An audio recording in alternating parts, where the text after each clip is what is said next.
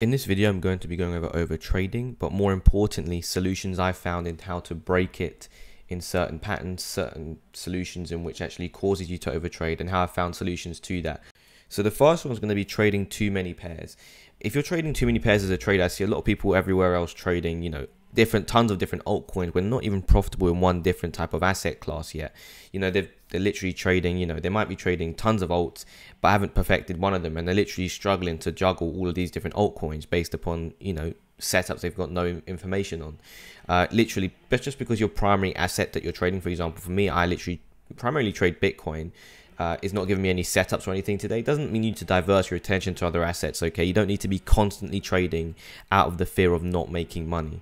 Okay, so this is like one of the causes to it. So if we just go over to the solution, focus on one pair, journal it and collect stats. This is a very basic kind of one. I'm going to start off with basic, but we do get into much more advanced solutions, etc. going forward. But this is one that I see actually the most often. Okay, tons of people trading tons of different altcoins. If Bitcoin's not doing something they want it to be doing, they manufacture a trade within a different asset. They manufacture a trade within Cardano Bitcoin, Cardano USDT, ETH USDT. They manufacture ideas in other altcoins, for example, in the crypto space, if Bitcoin or the asset they're primarily trading isn't giving them what they want to do. So focus on one pair, because when you're doing that, you're literally forcing yourself to overtrade, and you've got the ideology that you will end up overtrading because you're constantly trying to manufacture trades out of nothing. So the next one's now going to be overtrading when on a losing streak. Now, what I mean by this is that you end up losing 2-3 trades in a day, and then that kind of just has this knock-on effect where you end up trading and trading and trading, trying to claw it back. Okay, revenge trading almost, right? When you've had that, and that eventually causes like this massive string of losers within one period of a day.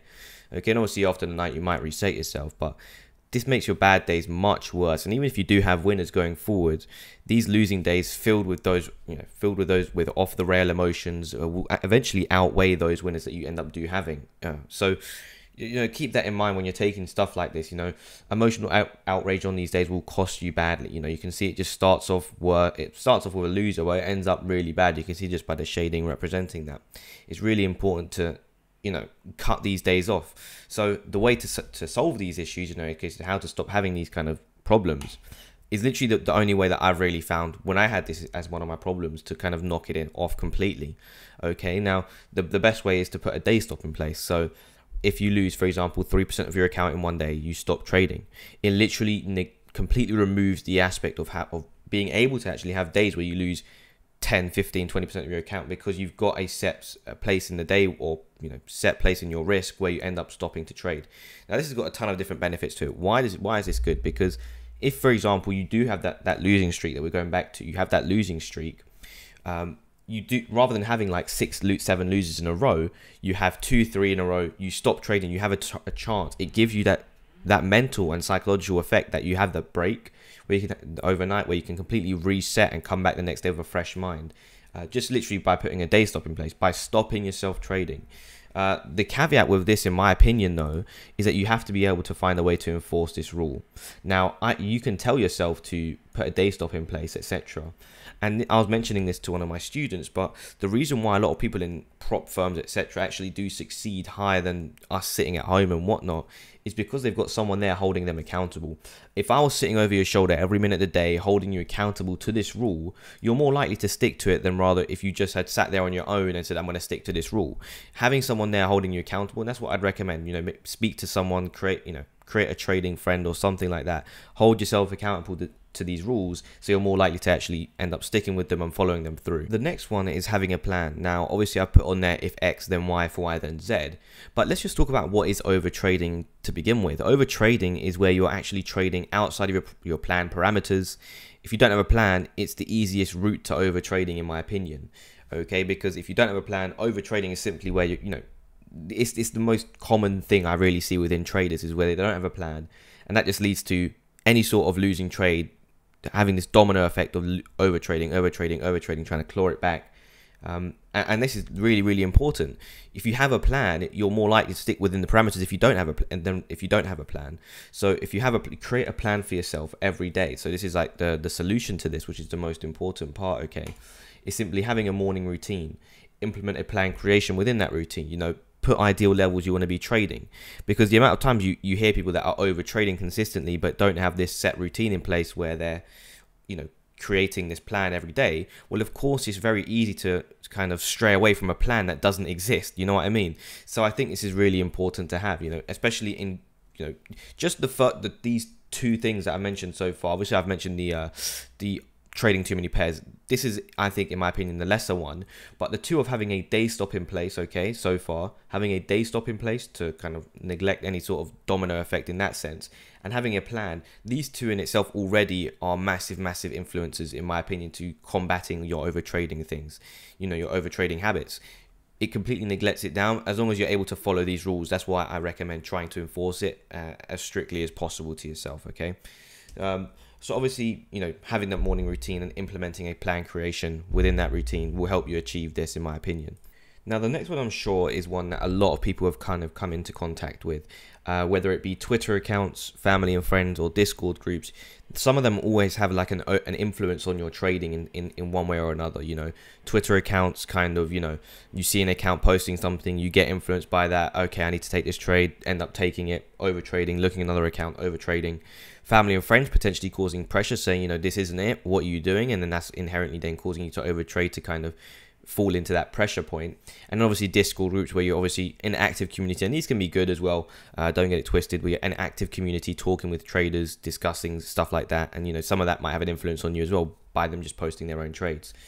Now, I'm going to give you two solutions to these ones, because I think there's honestly two ways to go about this. One less strict, one more strict, and let's go around those. So the first one is simply, it's just strict. Remove contact from these accounts, groups, etc. Just completely neglect yourself from it. Again, trading most of the time, the majority of the time, is relatively lonely, because obviously you can have like reviews with other traders, etc. in order to succeed. But what I mean by this is like Twitter and Discord groups a lot of the time will have a negative, a lot of the time in that aspect, in their respects, will have a negative impact on your trading. And that's not because of the groups themselves, but more so just the way your brain will see this group and start actually taking trades based upon this.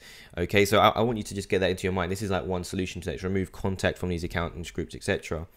And obviously with your family and friends, I mean, one thing that I've really personally, when I very first started out, is just telling them this is you'll have a backup plan, and just shrugging them off, just trying to relieve that pressure from yourself for a bit, and then from that point, that should obviously stop overtrading. Now, that's there also is the aspect in terms of family and friends of just completely cutting certain friends off. I wouldn't cut off family, but just make it clear to them what your actually intents are when you are trying to trade, and maybe try to enlighten them a bit, in my opinion. But that's not near or there, you know what I mean? So this is the more stricter way in terms of the Discord groups and Twitter. Now, what I would rather do, and this is what I do, honestly, like this, just to me, this is what I do, because it has no effect on me. I still watch these, but able to just to control my emotions, to know that I will not take any actions based upon what I'm seeing. Like literally, I have Twitter, I'm on Discord, XO, etc. People can share ideas with me, but whatever it may be, it just doesn't even cross my mind to be taking a trade based upon what someone else is doing. Now, obviously, the reason I put this as a solution too is because it requires a lot more emotional control. The first one actually, is a much more, it's a more harsh rule to enforce. But once you've enforced it, you're more likely to stick to it. Whereas this one, if you've got no experience with trying to control your emotions, then like this is going to be much harder to implement. So again, there's two ways to kind of go about it. I went with this way, or I do this now. I mean, like, to begin with, obviously, you can just start by limiting access to these kind of resources. But obviously then, just be able to control your emotions, to know that these people posting trades on Twitter or whatever should have no impact on you. Even if I'm posting a trade on Twitter, I'm posting it for educational purposes. I'm posting it for you to learn not to take that specific trade, but the reasons as to why I'm entering into a specific trade, and talking you through that and my thought process behind it. So again, this is like a massive thing to overtrading, because I don't want you to be getting hooked up in the idea that you should be copying any single person's given trade, whether that be on Twitter or Discord. You should be learning from them potentially the reasons why they're getting into these trades, and learning from that yourself. The last ones are simply setups, and if you don't know them, you can't be selective. And if you can't be selective with your trading, well, then in my opinion, you're going to be in like a bit of a trouble, because if you don't know what your best setups, what are your best setups to be trading, well, then you're going to be trading random setups, and that's going to be a cause for manufacturing trades, a term that I've been using a lot. Now, manufacturing a trade simply is where you know, you don't see anything of sort on the screen in resemblance of a good setup, but you're still going to be taking a trade and creating trade ideas in your head that go, okay, yes, I should take a trade because of this, Y, X and Y. One good example of this is go, okay, well, I don't see something I like on the 5-minute time frame. I'm going to go down to the 4-minute. I don't see something I like on the 4-minute. Let's change to 7-minute.